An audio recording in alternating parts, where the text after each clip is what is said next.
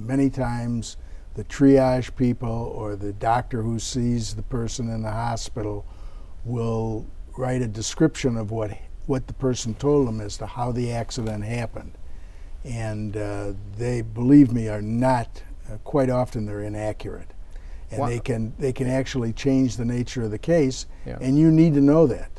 Yeah, in other words, you could be representing somebody because they were involved in an automobile accident, they were rear-ended, and they go to the hospital and everybody's excited, and there's a lot of chaos in the hospital, and the doctor's rushing you here and rushing you there, and you may say, well, I fell and I got hurt. Well, that's obviously not going to jive with an auto accident. I fell. Right. And doctors do this because they're not interested in the legal aspects of the case. Right. They're mostly interested, was there a trauma involved? Right. And that's what they're looking for. So that's why that's important. And also there's another reason. What's the other reason, Don? Well, the reason is the extent of the pain. Right. You know, very often they ask them to evaluate pain on a scale from 1 to 10, 10 being the worst, 1 being the least.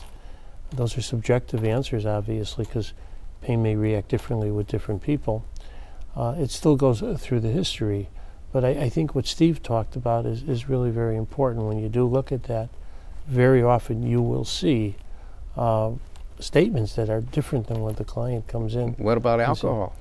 That's another area. Alcohol, you want to make sure that your client was not intoxicated, obviously, or didn't even have any type of alcohol, although the admissibility of alcohol sometimes, you have to distinguish the difference between trying to resolve a case before suit and what goes in after suit is filed. The presence of alcohol obviously has some